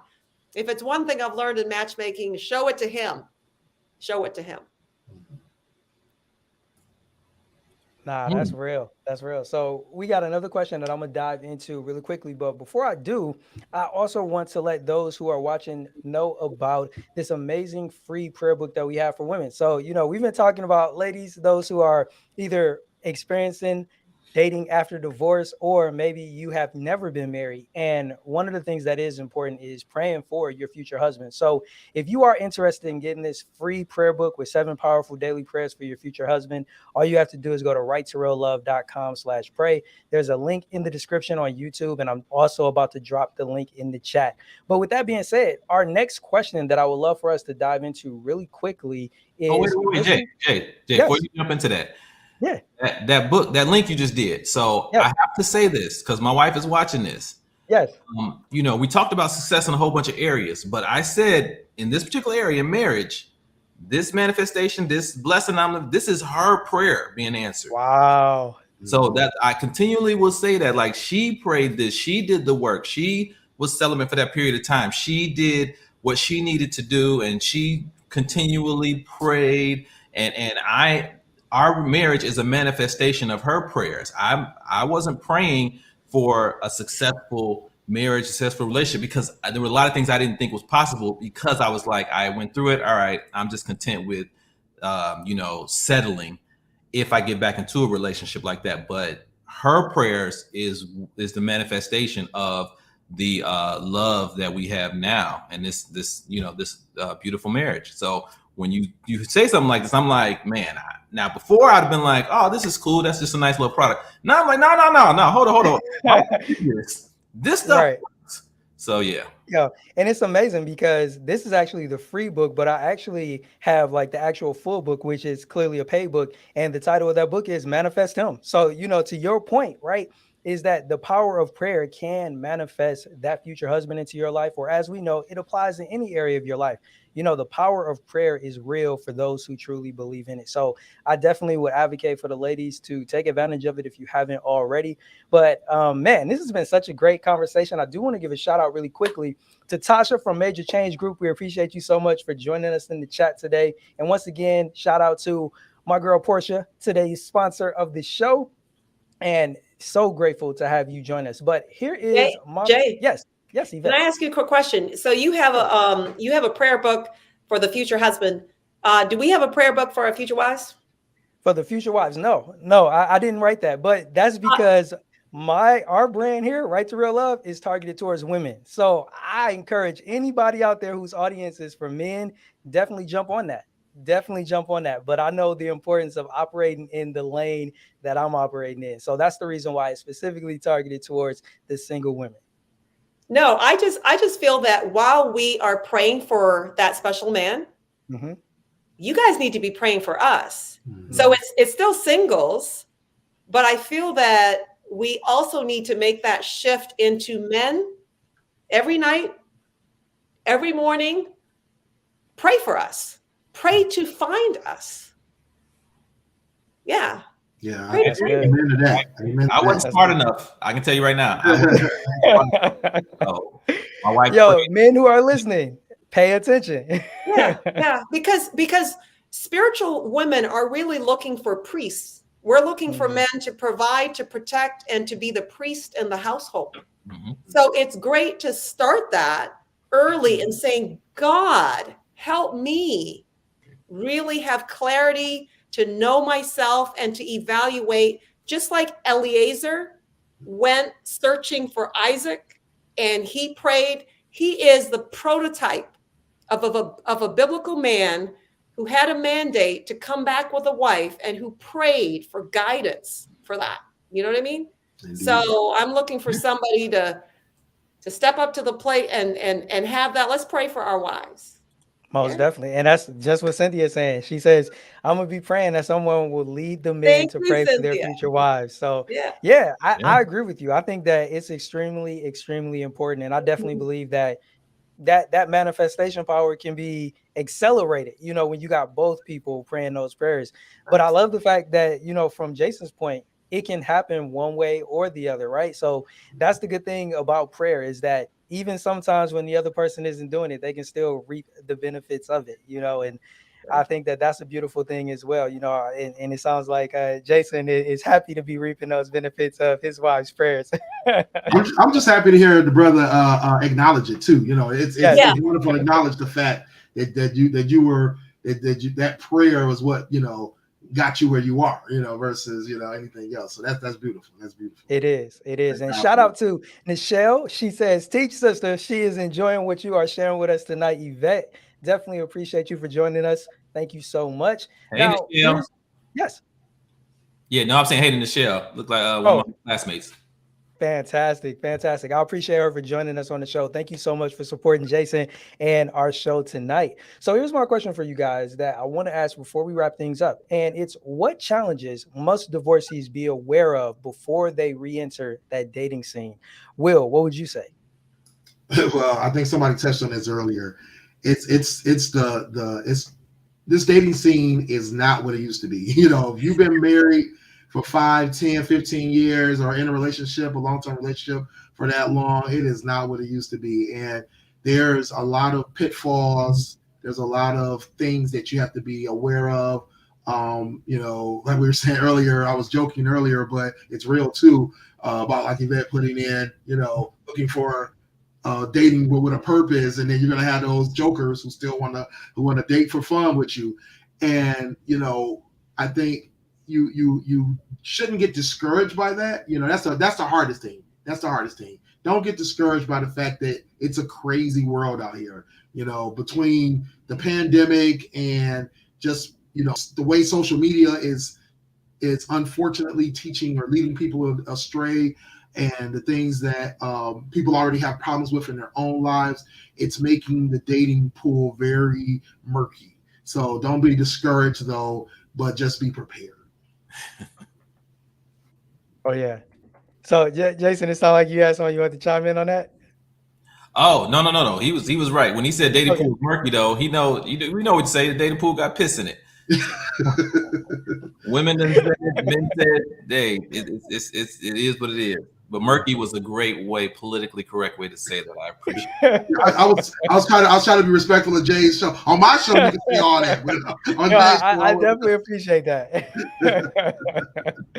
Yo, so Yvette, coming over to you, what's your take on this question right here with regards to, you know, some of those challenges that the divorcee should be aware of before re-entering? Well, let me give you an analogy or an imagery. In her 20s, single, never been married, it's like an Olympic pool of options that we have out there, right? Come into your 30s, turning the corner for your 40s.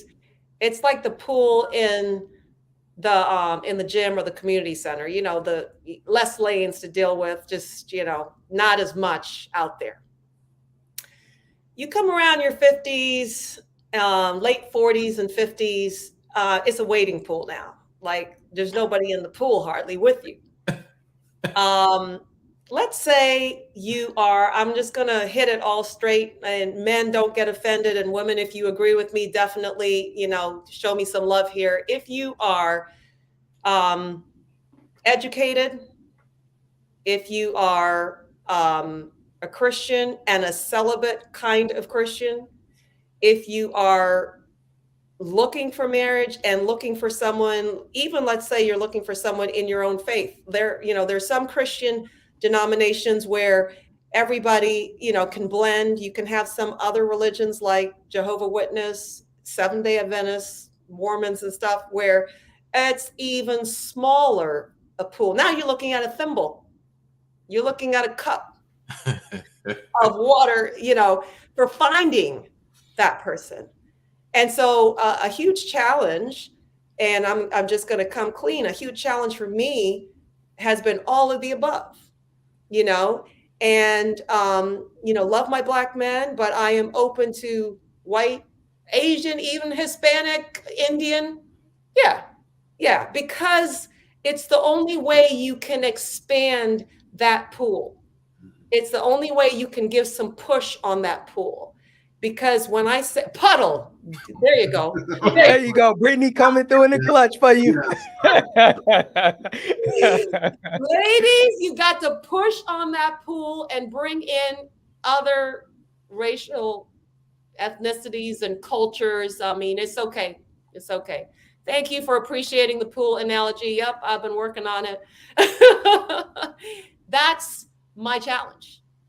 You know, and, you know, if you put celibate, I dealt with a Christian guy just briefly. He's like, I know it's in the Bible, but it doesn't work and we don't do it. It's like, hey, it's in the Bible. And so I believe in it. And that's what I want.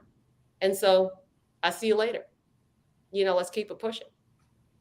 And I think Jason mentioned before, I don't know if this applied, but standards, know your standards and then stick to them.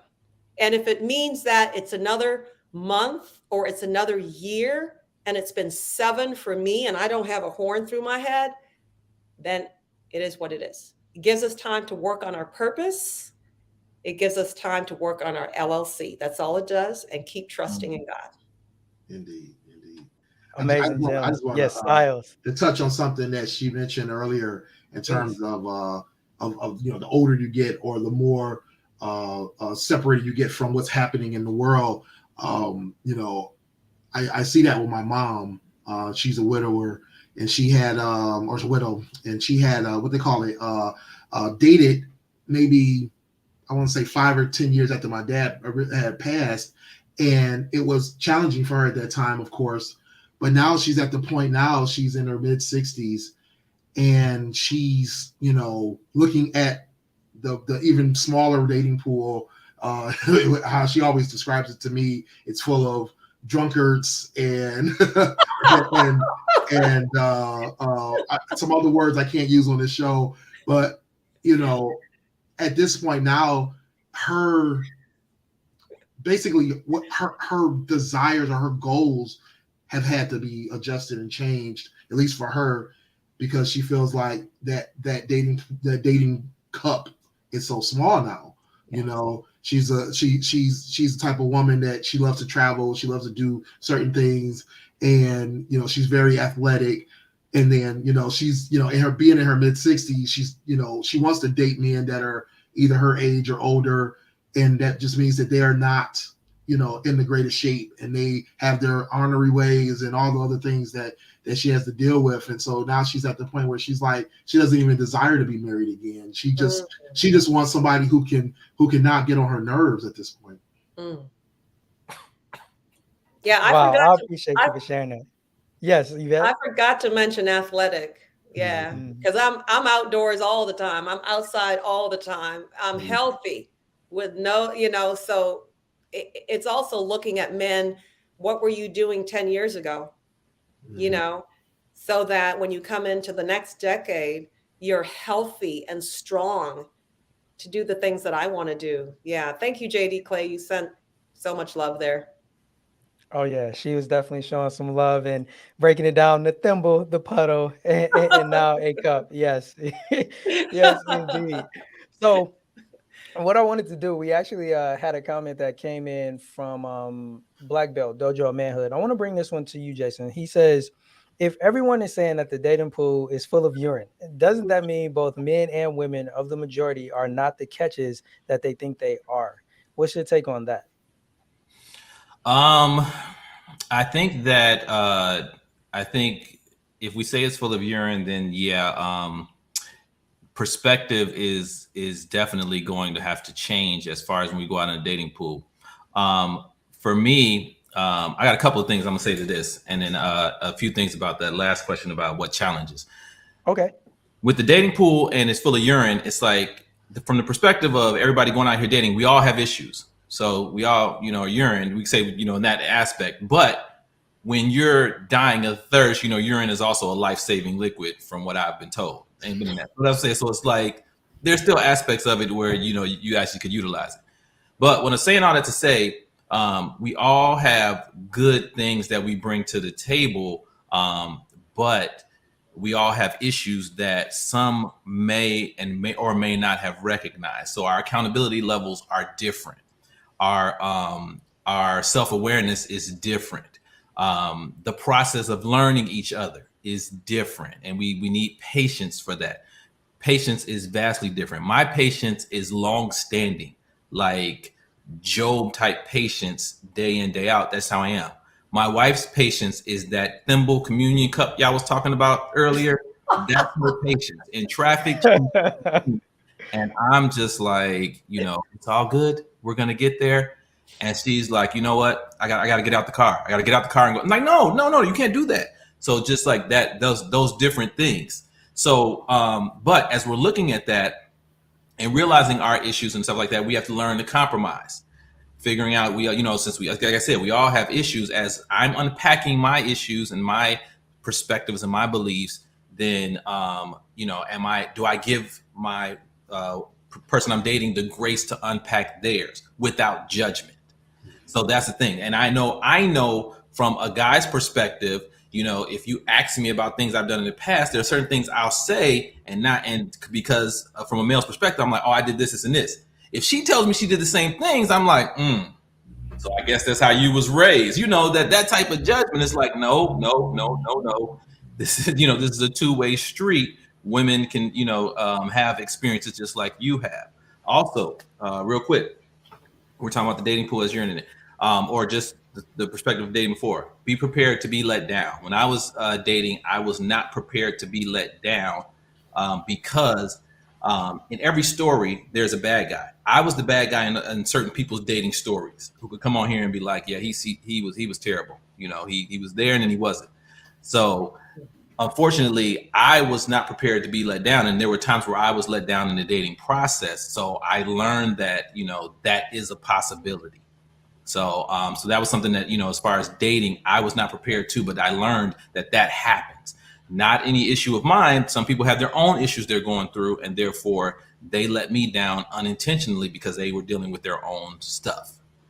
But the basically learning to communicate is, I cannot stress that enough. Communication is key, and everybody's communication styles is different. And it took me and my wife, and we're still learning, but we did a long distance relationship. Then we did a long distance marriage. And the communication that we learned just because we weren't seeing each other every day is the only way we made it. And we didn't realize we were learning that. We just knew that we wanted to keep this thing going, even though we were not in the same house, same city, same town yet. So that type of stuff is what had me open to things that I had never been open before. And I learned how to communicate and be emotionally available and stuff like that. And last thing about dating, I had this idea of what a relationship was. I had thoughts as far as what I thought it wouldn't be, in terms of, like I said, the certain things I didn't think it'd be. I didn't think you could be in love and married. I saw people who were married and I was like, how do they still like each other? Like, after all these years, they still look like they like each other. I did not understand that until, and so I was consistent. I was comfortable with the fact of that may not be my reality, but I found someone who was totally different than anyone I had ever dealt with. So my view of what the person I should be with next looked like was totally different. And this woman came out of nowhere and showed me and brought out the best version of me. And so that was the woman that, I chose to, do this journey with. And so that was the thing. It's like, if I would have been so stuck in my ways and not open to something different, and I'm totally different than what she's ever dated before, then I would have missed out on the best thing that's happened to me in this lifetime. Oh, Jason, man. Yes. Can I respond to Jason? Of course. So he said something about in dating, being open to being let down, or being let down is a part of the process, right? Mm-hmm. And I don't know if you were kind of saying it in a slightly negative way, but to me, we're all just just kind of checking each other out. And I say, check each other out before you engage the heart. Do a lot of intellectual, data gathering and whatnot. And so it's not even a letdown. It's almost like a blessing in disguise sometimes, because you have hopefully you had, what you want. And just like how I have what I want, or anybody that's listening, that's single here, what you want. And if you don't find it, then you just keep it pushing. And there's one thing about online dating, is that it definitely allows you to quickly kind of hone your ability to know what it is you want, versus almost the traditional way where it takes you a while to meet one and then another while to meet another. So if in an online dating space, you run through 5 or 6 pretty quickly, whether that's a call or 2 or a couple of texts, then it's like, oh, okay, now I know what to ask.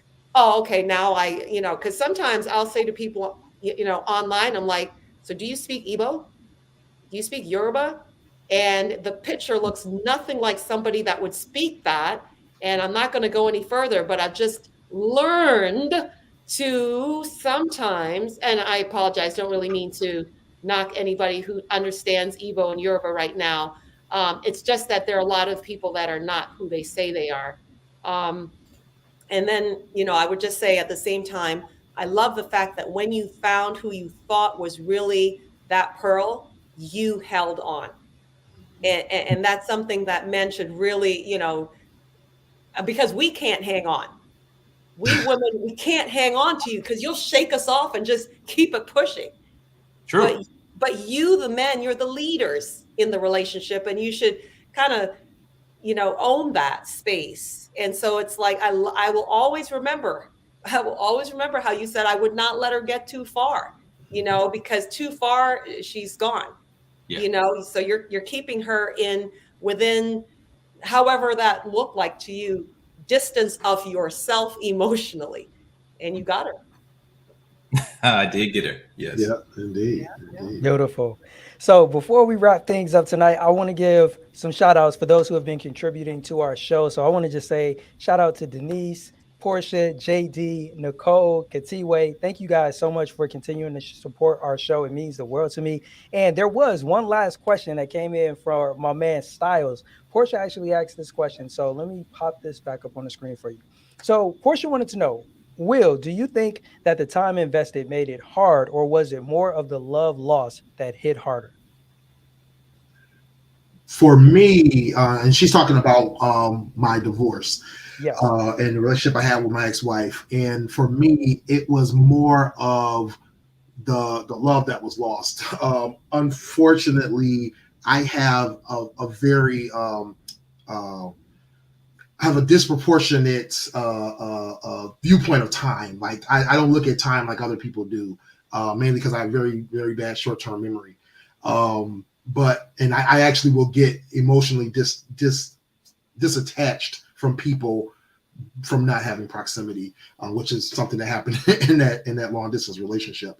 So, but for me, what happened for me with that relationship was the love lost.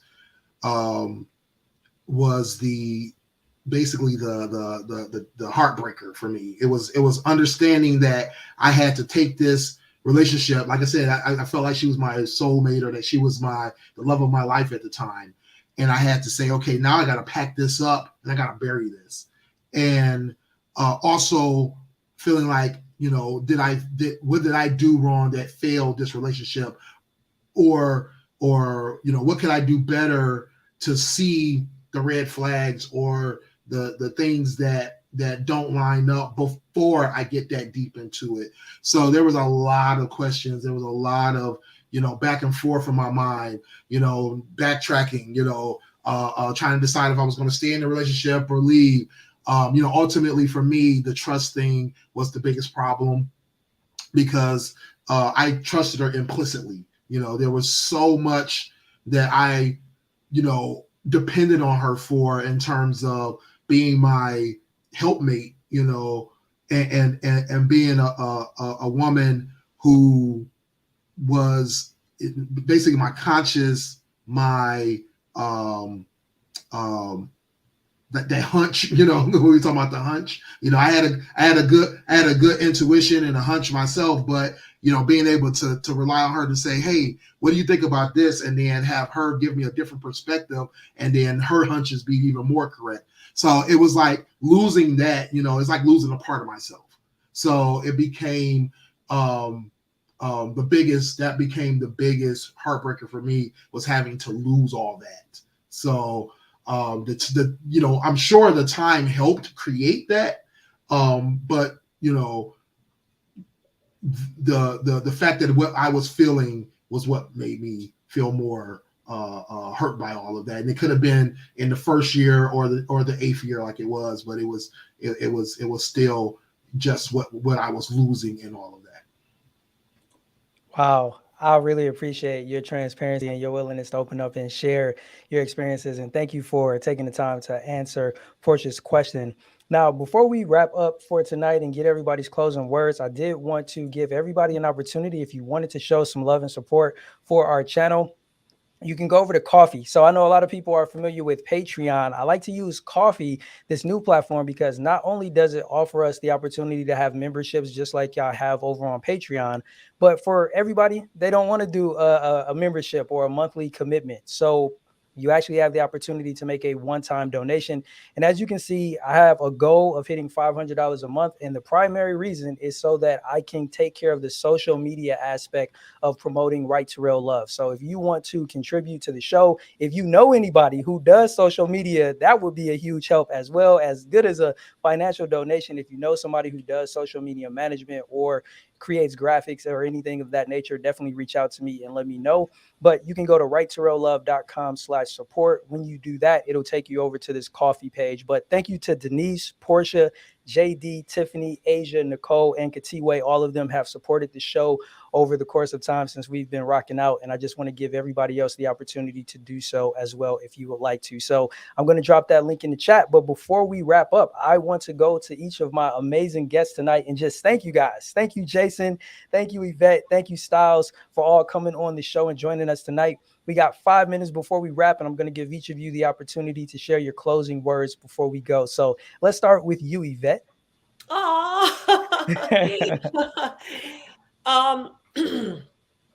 think love is a beautiful thing, and it's something to aspire for.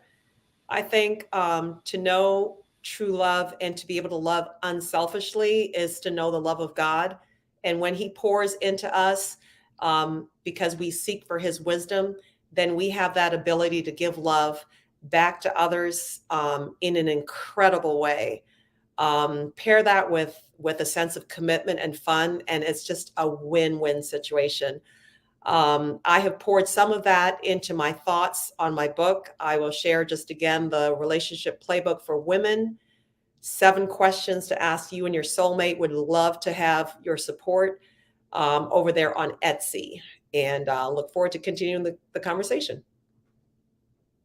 And thank you. I'm gonna make sure I drop that link in the chat again before we go. So thank you again, Yvette, for joining us. Coming over to my man, Jason. Definitely let the people know your final or last thoughts on tonight's discussion. Okay, so I see Monica there. Monica is one of my college classmates. Hey, Monica, appreciate you. Shout out to Monica. So I'm gonna give three words, and I've kind of stuck to the same theme. But communication, definitely work on your communication skills. Because the person that you're looking for when you're going through this dating process is going to communicate differently than you. Patience or grace, whatever you want to call it, patience as you're learning, yourself. Give yourself grace and patience to make mistakes. Give the person you're dating patience and grace to make mistakes. And then the last thing, and this is apparently how I won my wife over. So when you're dating, make sure that person is consistent. Our representatives can, y'all have met someone's representative and then saw the real them later. Representatives can only